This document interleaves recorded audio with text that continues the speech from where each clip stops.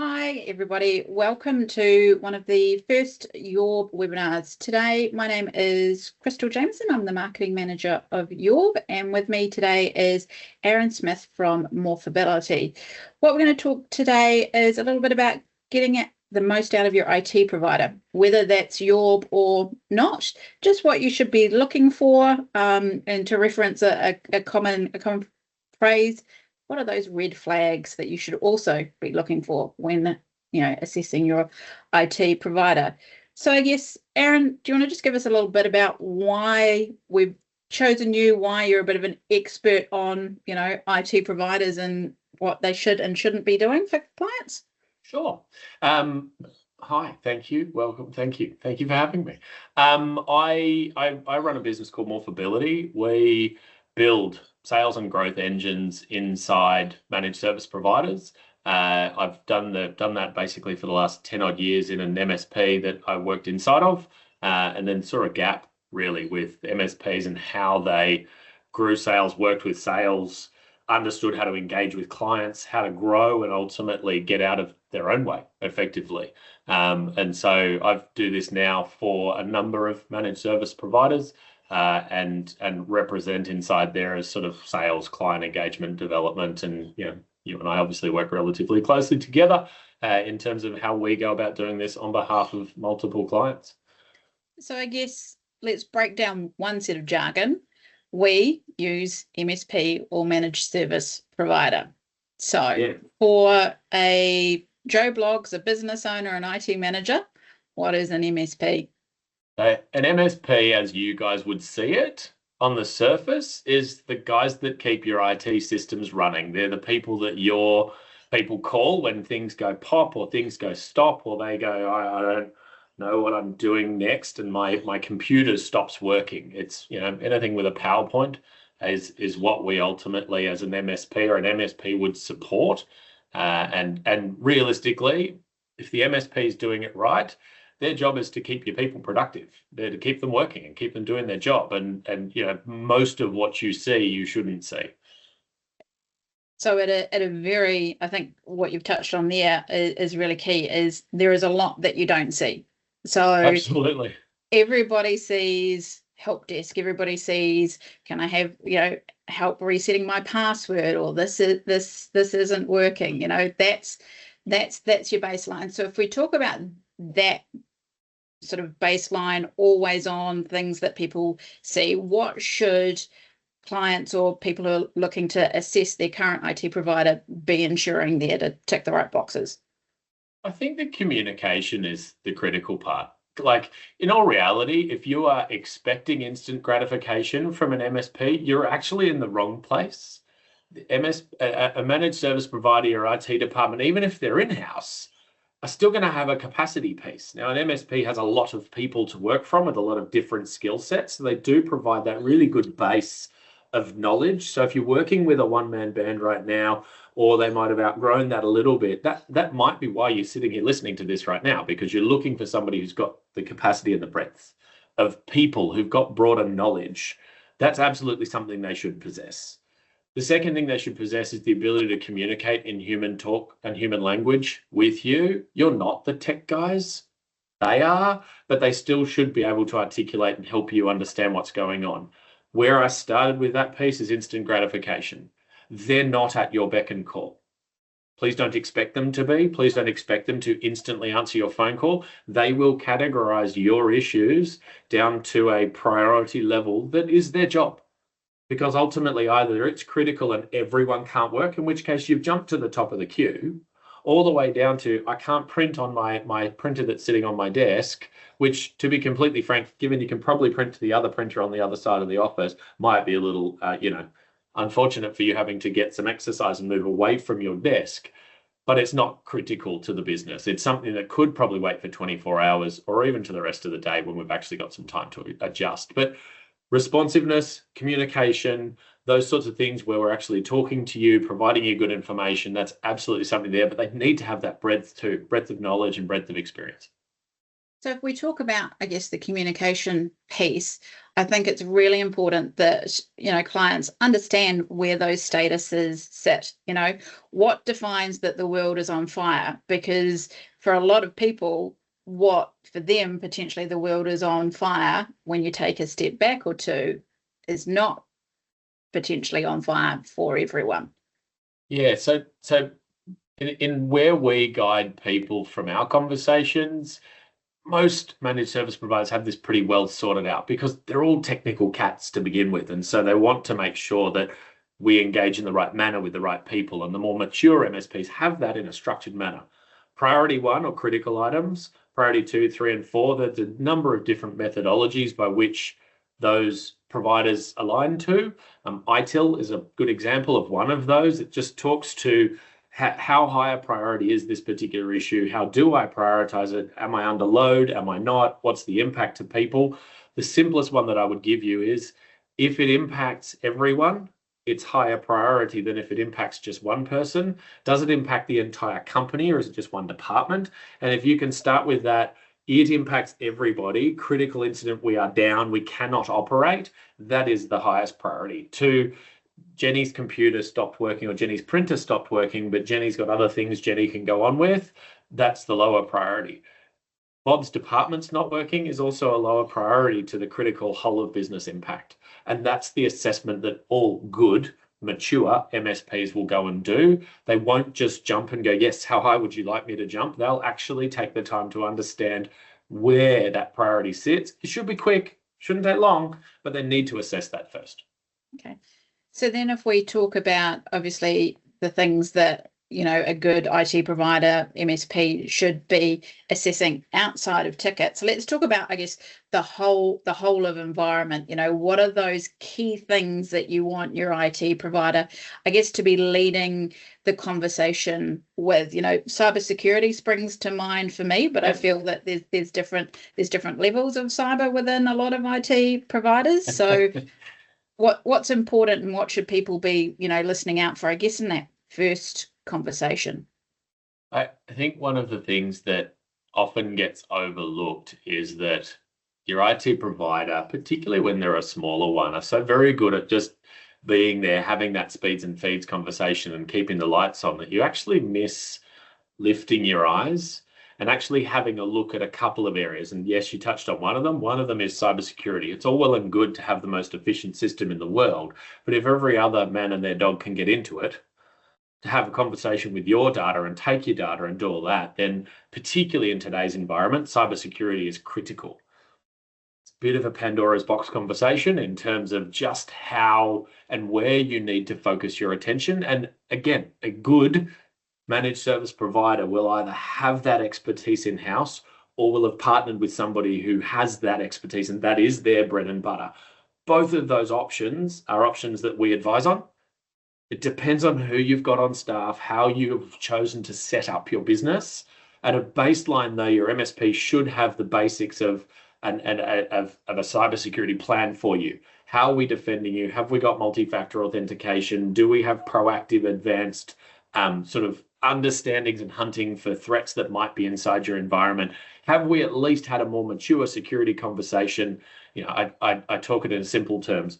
I put a lock on the front door, I put a chain link fence around the building, and I've got some dogs prowling around on the inside of that chain link fence. Have they actually had that sort of multiple leveled security conversation with you? That's one part. And if they're not having that chat with you, or they're only scratching the surface, there might be more to it, but you need to be having a good, awkward conversation with them to understand to what level they're capable of taking you and if partnership is required. The flip side to that is, and I kind of scratched the surface on it with the cybersecurity piece, is what is your journey? Where are you going? What is your business doing?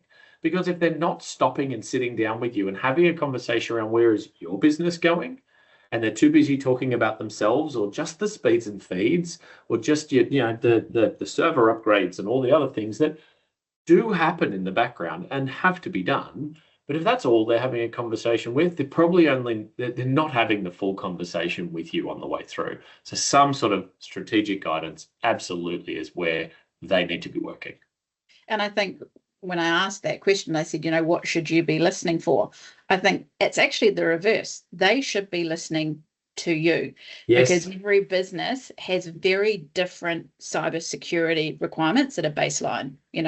A doctor's surgery and an accountant's is going to have more than, the corner dairy type organization. And then the size and your people and who's got access to where. And I think, as you said, they're also understanding that growth journey. Where do you want your business to be?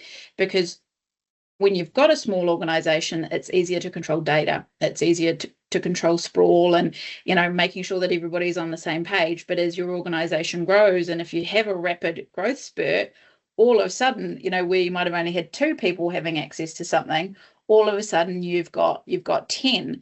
And let's not talk about AI and what people are, chucking into the chat GPT or what have you. Microsoft released a survey for Australia and New Zealand that said 84% of employees are using AI in their day-to-day work.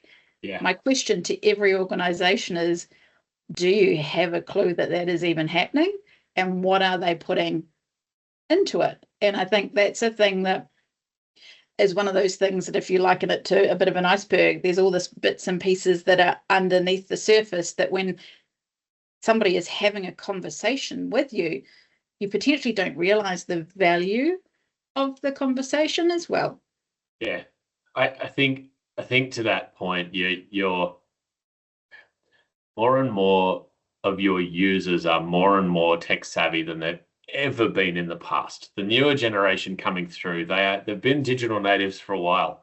This is not new to them. They know more than you do, and they will continue to know more than you do, and that's actually okay. The bit that you need to agree and understand at your business is, what controls have you got in place? What data do you want them having access to? And that's one of the things that, again, a good MSP is able to have that data compliance and governance conversation with you. And if they haven't talked to you, and you've probably heard about Copilot or ChatGPT, and you've gone, hey, that sounds like the greatest idea ever. And there goes Pandora's box, because the way that Copilot and AI works is it puts its tendrils into everything it can possibly touch. And unless you've got boundaries and barricades sat around private data, public data, semi-private data on the way through, unless you've actually had that conversation, you are opening everything in your business up to anyone you give a Copilot or ChatGPT or whatever license to. And a good MSP should be able to at least start that conversation with you, potentially continue it, and the more mature they are, again, they've got those plans in play. They're either doing it themselves, or they've found a really good partner who can do it with them under their brand or their alignment, or as a partnership arrangement. I don't care what they choose. I just want them to have a plan and a way to engage with you, because that's a critical part of the conversation, particularly nowadays with the prevalence of AI going where it goes. Yeah.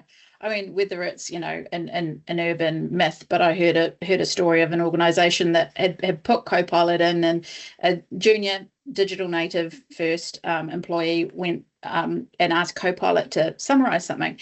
And what came out of it was that through Copilot, that junior employee saw some confidential HR information, because the right data governance and policies for Copilot wasn't put in place. And a lot of people say, why do we have to pay to spin up a laptop? Why do we have to pay to turn on Copilot?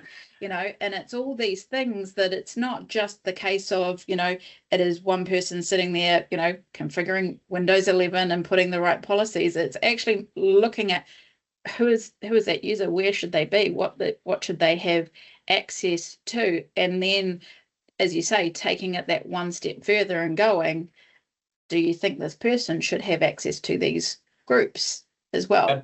Absolutely. And I think the challenge with that is it isn't as simple as just lock it all down. Yep. Because if you lock it all down, and when we first started foraying into this security journey, the lock it all down stopped things from working, to the point where, as we tried to find that happy medium, certain clients that, back when I was within that MSP, they told us to rip the thing out, because it constrained them to such a level, and we hadn't quite got the balance right, and we had to do that. Yeah, the Pandora's box story, the salary finding of every employee in the organization. I mean, it's come out often enough to either be a really good squirry story or it's actually happened and probably evolved from there. But I mean, the biggest challenge that you guys, I think, face in general when reviewing your MSP is because you can't see it, you can't value it. And I'm going to use the simple technical time thing. To set up a PC, can you do it? Of course you can. Should you be? Absolutely not. And this is my argument sitting here that I have with most of the owners sitting inside that I work with is what is the best usage of your time? And if it isn't setting up a PC, then stop complaining about how much it costs and go and give it to them to do because they'll do it better than you. They'll do it more comprehensively than you. They'll do it with all the other bigger picture things in mind that you're just so busy trying to get through setting up that PC that you'll miss a couple of steps along the way, even if you are the most amazing technical person in the world. It's not the highest and best use of your time. You're better off paying someone else and trading that value for your value to be utilized elsewhere.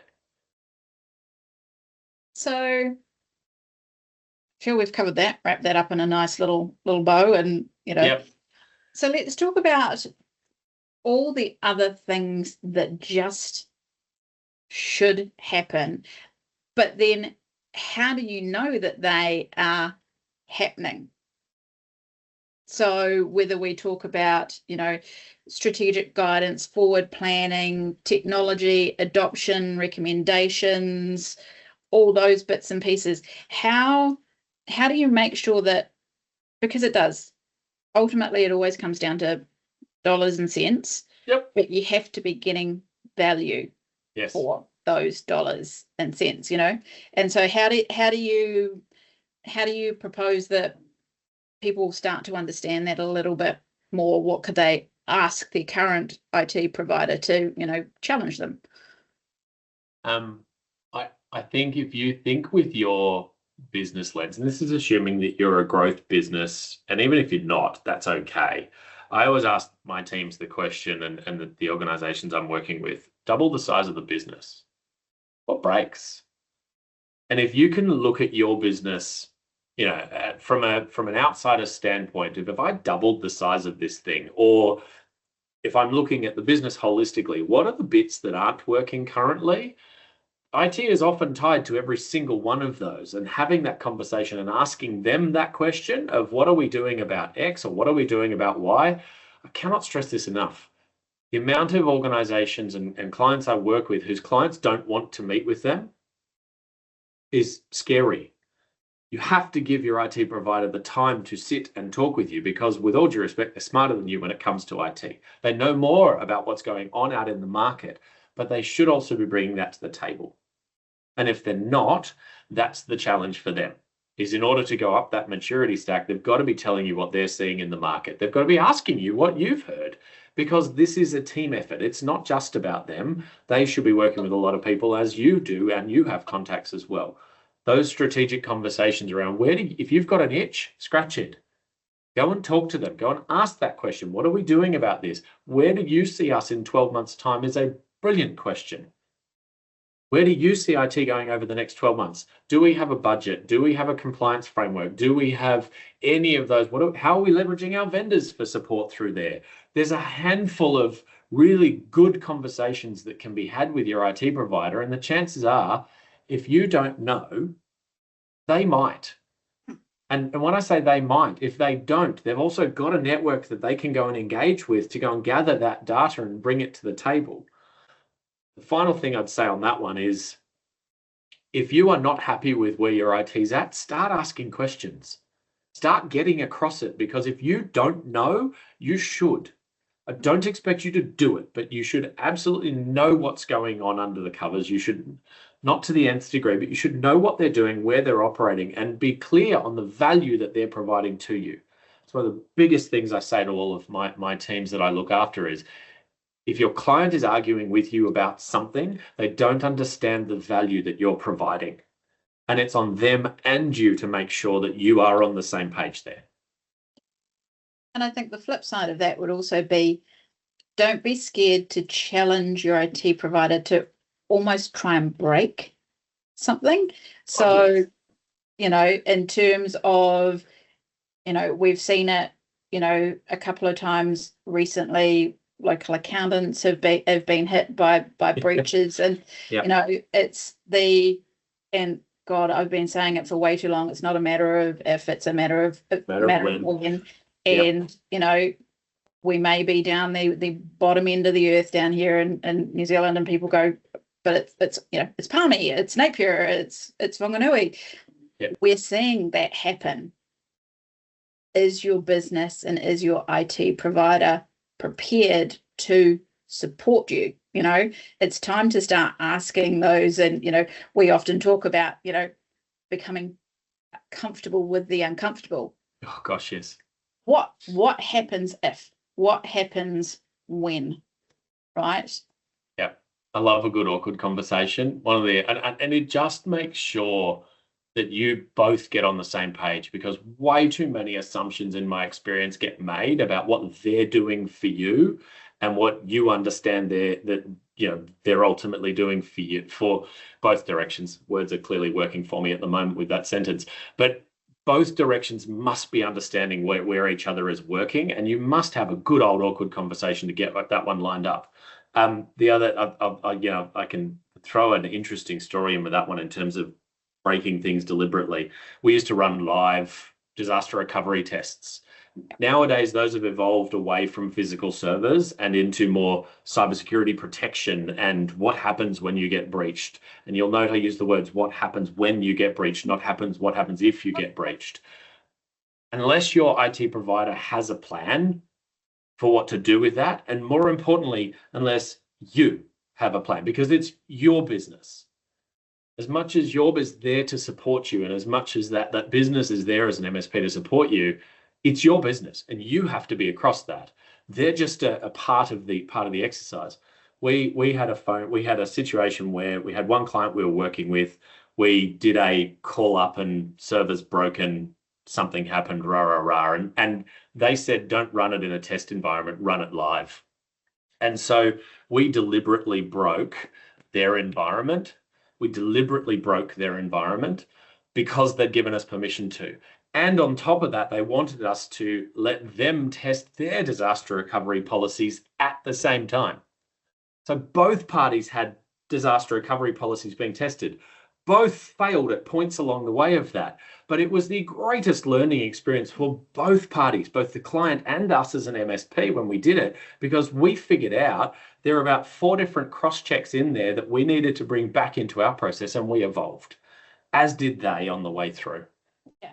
And I think if I, you know, selfishly put my Yorb hat back on for a minute, you know, all of our clients will have seen, you know, an issue with our telco provider, you know, and being impacted here by a DDoS attack. Now that comes back to the, you know, this is Palmy, people, right? We are on the radar here. But it also that communication. What are the plan? What are the steps along the way? How are we going to communicate? And how is the client going to communicate as well to their customers? It's not just, you know, if we use Yorb as an Yorb to our clients, it's then our clients to their clients. It is that whole of business picture. It's not just two-way, right? Absolutely. Proactive communication with your clients, hell, take the advice for yourself, dear users of MSPs. Proactive communication with your clients reduces noise significantly. And if you guys can keep that comms up, keep the communication up, keep people in the loop. The funniest thing is when people aren't being communicated with, how do they feel, Kristal? Ignored. Anxious, and they just that ignored makes anger come in. Anxious is worry and fear, and there's a lack of support in there. Whereas what we discovered on the way through was even just calling somebody with no update is better than not updating them at all. Yes. Really sorry, I've got nothing more to tell you. It's been a couple of hours since we last spoke. We're actively working on it. I will give you a call in the next 2 hours once I've got more updates, and away we go from there. That is and has been consistently the best feedback we got when we did that proactively, even if there was nothing to say. Yeah. Silence is not golden No, when you're in the middle of something. not in the middle of a thing. Absolutely not. Yeah. Not even remotely. So we're, as you say, we're still working on it. We're still thinking about it. We're still managing it.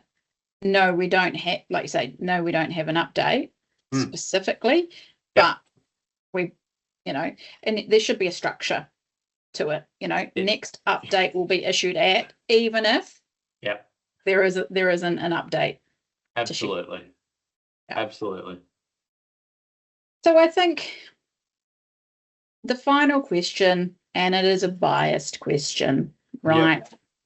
How important is being local? I think from a local standpoint, look, there's two parts to it. Having somebody there who can be on your doorstep if the proverbial hits the fan is absolutely critical. And I am Sydney based myself. To me, Sydney is, if you're under an hour, you are local. I get that limit sits a little differently in New Zealand. Half an hour, you're local. I'd prefer you to be 3 minutes away. But in my experience, if somebody's there on your doorstep within an hour for a critical issue, then that's enough. Like in most cases, that's enough. So when we talk about local, if you are Palmy to Levin, if you're Palmy out to Wanganui or somewhere like that, and I'm probably pronouncing it and butchering the pronunciation severely, but if that travel distance is within that sort of hour time frame, it's enough, because 99% of what an MSP does for you should be and can be handled remotely. And so from that side of the fence, you're already getting service. The difference is you're just not getting someone on site with you. The ability for them to get on site is critical. The benefit for building local is that as much as you are growing inside your environment, they are too. And the ability for each of those communities to grow together and to evolve together. I talk about it from my side of the fence. I work with a number of IT providers, and we have an open sharing policy in the sense that if I've created something over here, I would seek permission to share it elsewhere, because all boats rise with the tide. And if there is a way for local to help local, I'm absolutely supportive of it. Yeah. And I think also, as you say, participating in the community as well. There is more to giving back, sort of tooting our own horn, as I'm wanting to do in this session. We've got Chris and Rich both supporting the Young Enterprise Scheme and the Spark Tank. Those are future business leaders. They are in our community. They are potentially children of our clients that are, working on a project, and, being able to participate in those types of things at a grassroots level, I think is really important, because that is what makes us as Kiwis, is that sense of community. You look at what's happened, up in the Hawke's Bay in the last couple of years, and just how, everybody had to band together to get support. So I think, being local, understanding, as you say, what's happening locally as well. What are those pain points? I don't want to get into politics, but what are the challenges? Who's talking about what, and how can you influence and help the people around you is also really important. Community for me, on that note, I think you've hit the nail on the head. Community isn't about now. It's about what's next and what's later, and where are we actually going, and how do we continue to invest our time, effort, and attention to bettering those around us as well as ourselves. It's a brilliant book that I hand to all of my new people, is called The Go-Giver. And that whole attitude around that is be more willing to give of yourself, because what will come around, whether you talk about karma or whatever else you want to call it, the whole go-giver mentality is basically giving of yourself out to others and not expecting anything back, because what you'll find will happen is, because you're so busy making sure that everyone else is doing really well, it will come back in spades. It does every single time, in my experience, without fail. Yes.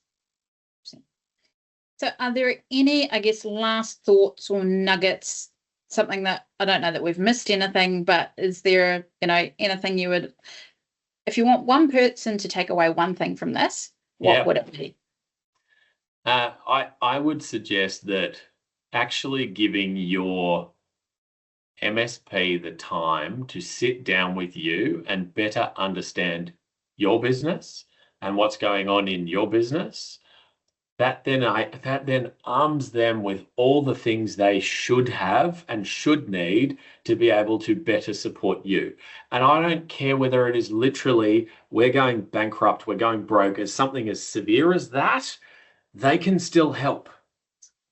I don't whether it's good, bad, or indifferent, it doesn't matter. I teach all of the people who work around me that you must be engaging with your clients. The bit that is the red flag for me as the takeaway from that is if your MSP is not geared to go and help you or work with you or wants to have that conversation with you and doesn't just literally, I'd say to all the good salespeople, stop talking. 2 ears, 1 mouth for a reason. Stop talking, start listening to what their business challenges are. Because even if we are just playing connect the dots and pointing you in the direction of someone who can solve your problem, that's a way forwards for everyone to win. And if your MSP is not doing that, and they don't have the time for you to listen to your business and what's going on, go and talk to someone else. Amazing. Well, thank you, Aaron, for your time today. And hopefully everybody has found this useful, whether they are a Yorb customer or not.